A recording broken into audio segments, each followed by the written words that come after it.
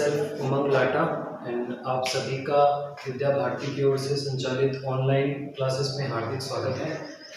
तो आज अपन स्टार्ट कर रहे हैं class 12th chemistry chapter number first solid state. Solid state बोले तो ठोस अवस्था।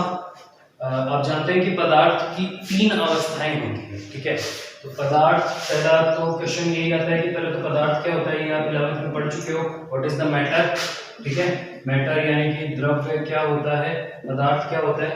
तो कोई भी वह वस्तु, आप जो भी, चाहे पेन हो, पेंसिल हो, है ना, ये कोई डस्टर हो या कुछ भी हो, कोई भी वह वस्तु जो स्थान घेरती है तथा जिसका कोई द्रव्यमान होता है, यानी कि matter is that thing which is having mass and which occupies some space, जो कि कुछ स्थान घेरती है और जिसमें कुछ द्रव्यमान होता है, वो क्या कहलाता है, पदार्थ कहलाता है, ठीक है। अब पदार्थ की बेसिकली उसके जो कंस्टिट्यूएंट पार्टिकल्स हैं, मतलब जो उसके अंदर अवयवी कण है, जैसे मान लीजिए ये एक अपना डस्टर है, ये तो कोई पदार्थ है, ठीक है। ये अभी ध्यान में रखने की जरूरत नहीं है कि ये ठोस है कि द्रव है कि गैस है, ठीक है। अब इसमें कुछ बेसिकली तो ये ठोस ही है। अब इसमें कुछ अवयवी कण होंगे, कुछ कंस्टिट्यूएंट पार्टिकल्स होंगे, छोटे छोटे अवयवी कण होंगे, है ना। और वो कणों की स्थिति के आधार पर कि वो कण पास पास हैं कि कितने दूर हैं कि बहुत ज्यादा दूर हैं, उनके बीच की दूरी के आधार पर कणों की बेसिकली 3 से 4 अवस्थाएं होती है। अपन उसको 3 ही पढ़ के चलते हैं, ठीक है। तो पहली अवस्थाएं होती है पदार्थ की ठोस अवस्था, ठीक है। दूसरी अवस्था होती है द्रव, लिक्विड स्टेट, ठीक है। और तीसरी जो इसकी अवस्था है वो होती है गैसीय स्टेट, या जैसे पानी का फॉर्म में तो पानी में बर्फ हो जाएगा, पानी का खुद का form liquid form, and then this is vapour form, gas form, ठीक है। अब यहाँ तो देखो गैस वाला जो है वो तुम पढ़ चुके हो 11th के अंदर, ठीक है। एंड ठोस जो है वो आज अपन इस चैप्टर के अंदर पढ़ने वाले हैं। इस पूरे चैप्टर के अंदर अपन सॉलिड स्टेट में ठोस के गुणधर्मों, ठोस कितने प्रकार के होते हैं, उनके डिफरेंट कैरेक्टर्स क्या हैं, वो सभी पढ़ने जाएंगे, ठीक है। तो सबसे पहला क्वेश्चन मेरे पास ये आता है कि ठोस क्या होता है, व्हाट इज द सॉलिड। सबसे पहला क्वेश्चन तो दिमाग में यही उठता होगा कि ठोस क्या है, व्हाट इज द सॉलिड। तो कोई भी वह पदार्थ जिसमें अवयवी कणों के बीच में कोई भी वह पदार्थ, ये इसको अपन ये बोल सकते हैं कि पदार्थ की वह अवस्था। मैंने बताया ना, ये कोई पदार्थ की अवस्था है, पदार्थ की 3 अवस्थाएं होंगी, ठोस, द्रव और गैस। कोई एक पदार्थ किसी वक्त पर ठोस होता है, किसी एक वक्त पर द्रव होता है और किसी एक वक्त पर गैस होता है। उसी तरह से ये एक पदार्थ की अवस्था है, पदार्थ का एक फॉर्म है, it is the form of a matter, है ना, जो किसी एक वक्त पर रहेगा। इसके अंदर जो इसके कैरेक्टरिस्टिक्स हैं या इसका जो इसके अंदर की जो संरचना है वो किस तरह से रहेगी, उसके आधार पर उसको परिभाषित किया जाता है। अब ये जानते हो कि कोई भी एक ठोस पदार्थ होता है, उसमें जो उसके कंस्टिट्यूएंट पार्टिकल्स हैं या फिर उसके अंदर जो उसके अवयवी कण हैं वो एकदम बहुत पास स्थित होते हैं। उसके जो अवयवी कण हैं वो बहुत पास स्थित होते हैं, इस तरह से बहुत पास स्थित होते हैं, ठीक है, बहुत पास स्थित होते हैं। ठोस के अंदर उसके जो अवयवी कण है वो बहुत पास स्थित होते हैं, ठीक है। वनस्पत अगर द्रव की बात की जाए तो इससे थोड़े से दूर होते हैं, ये तो आप जानते हो। और गैस 11th में पढ़ चुके हैं अपन, वैसे तो 9th 10th में ही आता है ठोस, द्रव और गैस में डिफरेंस करना, लेकिन यहाँ पे अपन थोड़ा सा उसको आइडिया लेके जाए तो इसके जो अवयवी कण होते हैं वो बहुत पास होते हैं। इसके अलावा इनका जो स्थान होता है, इनकी जो जगह होती है वो भी क्या होती है, निश्चित होती है, ठीक है। इसकी जो जगह है वो भी क्या होती है, निश्चित होती है। इसके अलावा जो इनके मध्य अट्रैक्शन फोर्स है, जो इनके मध्य आकर्षण बल है, इनके मध्य जो पाया जाने वाला जो आकर्षण बल है वो भी क्या होता है, बहुत ज्यादा। अब ये आकर्षण बल क्या है, अणुओं को एक दूसरे की ओर, मतलब ये जो अणु है, ये जो कण है, मान लीजिए ये वाला एक कण हो गया, ये वाला एक कण हो गया, इन दोनों कणों के बीच में लगने वाला जो आकर्षण बल है वो अत्यधिक होता है और इसे अपन बोलते हैं अंतरा अणुक आकर्षण बल, इंट्रामोलिकुलर अट्रैक्शन फोर्स, अंतरा अणुक आकर्षण बल। एक बात ध्यान रखना, वो जो है ठोस के अंदर जो उसके कण हैं उनमें बहुत ज्यादा होता है, जिसके कारण वो एक दूसरे के पास पास होते हैं। तो अब यहाँ से डेफिनेशन अपने पास में क्या समझ में आती है, एक तो दूरी कम, जो अंतराण्विक दूरी है, तो जो अंतराण्विक दूरी है दो परमाणुओं के बीच में, जो अंतराण्विक दूरी है, इन दोनों के बीच की दूरी है, इन दोनों के बीच की दूरी है, किसी भी अणु के बीच की दूरी है जो इस ठोस के अंदर है, उनके बीच की दूरी बहुत कम होती है, यानी कि वो बहुत पास पास होते हैं, ठीक है।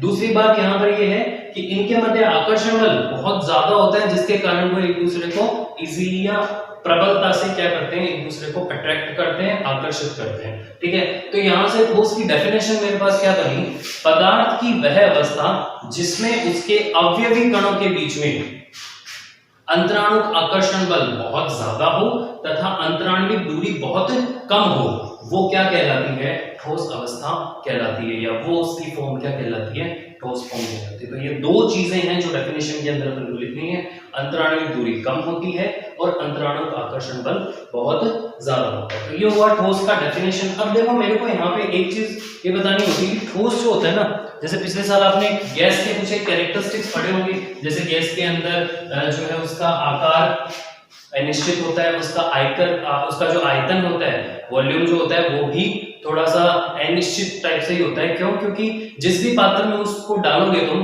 गैस के अणु में भागने की प्रवृत्ति पाई जाती है ना, इधर उधर जाने की प्रवृत्ति पाई जाती है।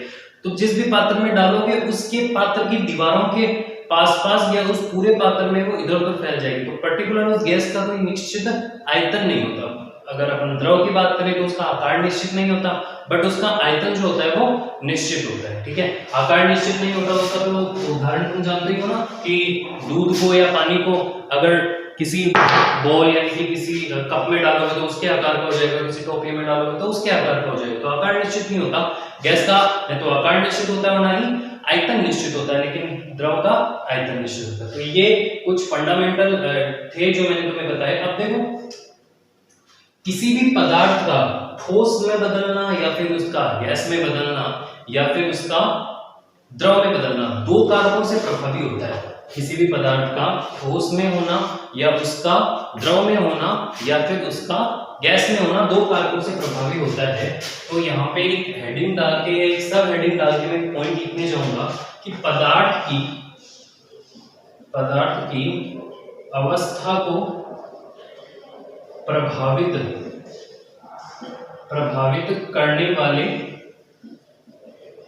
पदार्थ की अवस्था को प्रभावित करने वाले कारक। बहुत बेसिक चीजें हैं, ठीक है। यहां से देखते चलो, ठीक है। Chemistry is a very simple subject. अगर आप उसको बेसिक से उठाते चलोगे तो आपके सारे डाउट्स क्लियर होते जाएंगे, और अगर आपका बेसिक ही कमजोर है then you can not understand the whole chapter, ठीक है। और यहाँ पे हर एक चैप्टर एक दूसरे से अलग है, और हर जो पूरा चैप्टर है उसको अगर अपन शुरुआत से ही पढ़ते चलेंगे, क्योंकि एक लेवल होता है ना, पहले ठोस के गुण आएंगे, फिर उस पहले परिभाषा, फिर उसके गुण, फिर वो कितने टाइप का होता है, फिर उसके उन टाइप्स में भी कितने टाइप्स होते हैं और उनके कैरेक्टरिस्टिक्स, ठीक है। तो ये सारी चीजें हैं। तो यहाँ पे अब देखो पदार्थ की अवस्था को प्रभावित करने वाले कारक, ये अपन 11th में पढ़ चुके हैं, ठीक है। ये अपन 11th 10th में पढ़ चुके हैं। देखो वापस से मैं रिकॉल कर देता हूँ, यहाँ पे दिया हुआ तुम्हारी बुक में भी। देखो पदार्थ की अवस्था को प्रभावित करने वाले दो कारक होते हैं बेसिकली। एक तो अपन देख ही चुके हैं, अंतराणुक आकर्षण बल, ठीक है, अंतराणुक आकर्षण बल, ठीक है। ये होता है पहला अंतराणुक आकर्षण बल, और दूसरा होता है ऊष्मीय ऊर्जा। दूसरा होता है ऊष्मीय ऊर्जा। एक तो होता है अंतराणुक आकर्षण बल और एक होता है ऊष्मीय ऊर्जा। अंतराणुक आकर्षण बल क्या होता है, देखो अणुओं को एक दूसरे को, जैसे यहाँ से मैं 3 अणु यहाँ पर बाहर निकालूं, ठीक है, 3 अणु मैं यहाँ से बाहर निकालूं। अब देखो ये वाला जो मॉलिक्यूल होगा ना, ये वाला जो मॉलिक्यूल है और ये वाला जो मॉलिक्यूल है, ये एक दूसरे से क्या होगा, आकर्षित होगा। मतलब ये इसको अपनी ओर आकर्षित करेगा, ये इस वाले को ये वाला आकर्षित करेगा, और ये वाला इस वाले को आकर्षित करेगा।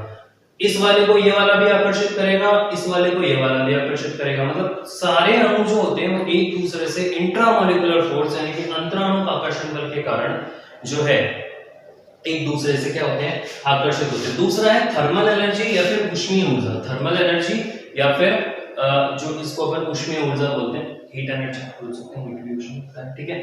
तो ऊष्मीय ऊर्जा, अब इसमें क्या होता है, ये पदार्थ के अणुओं को एक दूसरे से क्या करती है, दूर धकेलती है। ये पदार्थ के अणु को एक दूसरे से दूर धकेलेगी। जैसे ये वाला अणु तो ये इससे दूर धकेला जाएगा, ठीक है, और ये वाला अणु जो है, ये वाला अणु जो है इससे दूर धकेला जाएगा। तो दोनों एक दूसरे को क्या करते हैं, रिपेल करते हैं। ऊष्मीय ऊर्जा एक दूसरे के अणु जो होते हैं ऊष्मीय ऊर्जा के कारण एक दूसरे से दूर धकेले जाते हैं, तथा जो अंतराणु आकर्षण बल के कारण एक दूसरे के क्या क्या आते हैं, पास पास आते हैं। ध्यान रखना 3 अणु है मान लीजिए या 2 अणु है, इस वाले अणु के ऊपर अगर हम अध्ययन करने जाएं तो अंतराणु आकर्षण बल के कारण ये वाला इधर की ओर अट्रैक्ट होगा, ये वाला इधर की ओर अट्रैक्ट होगा, इन दोनों के कारण। दूसरी चीज, अगर ये तो था अट्रैक्शन फोर्स के कारण, इसको मैं ए से दिखा देता हूं। अगर सिर्फ इस पे स्टडी कर रहे हैं, ठीक है, अगर थर्मल वो जो अपना ऊष्मीय ऊर्जा या हीट एनर्जी की बात करें तो उसके अकॉर्डिंग जो होगा, ये वाले इसको रिपेल करेंगे और ये वाले जो है वो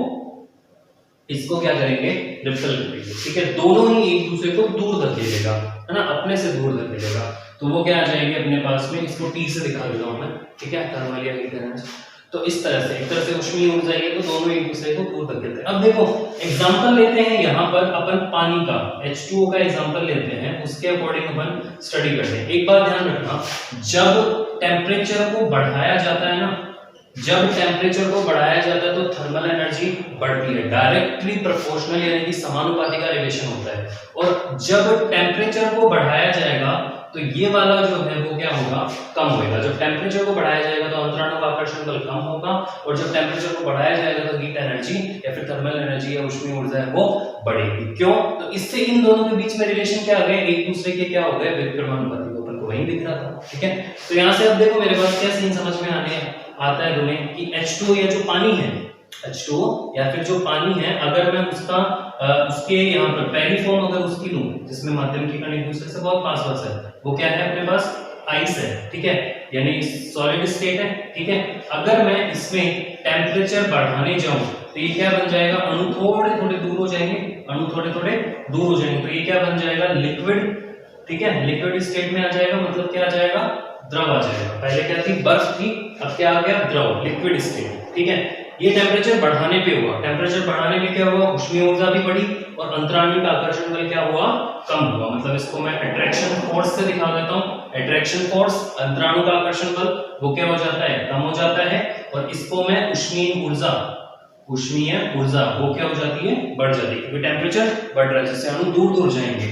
अब इसके बाद में अगर मैं फिर से टेम्परेचर बढ़ाऊं, अगर मैं यहाँ पे टेम्परेचर और बढ़ाने जाऊं तो अणुओं के बीच में दूरियां जो है वो और बढ़ती जाएगी, अणुओं के बीच में जो दूरियां हैं वो और बढ़ती जाएगी, जिसके कारण इसकी स्टेट जो है, इसकी जो अवस्था है वो फिर से चेंज हो जाएगी। वो क्या बन जाएगा, गैसीय स्टेट, ठीक है, यानी कि वेपर फॉर्म में आ जाएगा, वाष्प अवस्था में आ जाएगा पानी, ठीक है। और यहाँ पर अट्रैक्शन फोर्स और घटेगा, ऊष्मीय ऊर्जा और बढ़ेगी। अगर मैं यहाँ से टेम्परेचर को कम करते जाऊं, टेम्परेचर को कम करते जाऊं तो अणु पास पास आते जाएंगे, अट्रैक्शन फोर्स बढ़ता जाएगा, उसमें ऊर्जा घटती जाएगी, और फिर वो द्रव से क्या होता जाएगा, पानी में, और सॉरी द्रव से ठोस में, गैस से द्रव में और द्रव से ठोस में टेम्परेचर को कम करने पर होता जाएगा। और यही होता है, टेम्परेचर को बढ़ाने पर बर्फ पानी में, पानी से गैस में, और टेम्परेचर को कम करने पर गैस से पानी में और पानी से बर्फ में बदलती रहती है। तो this was all about for today's session. In the next lecture we will discuss about the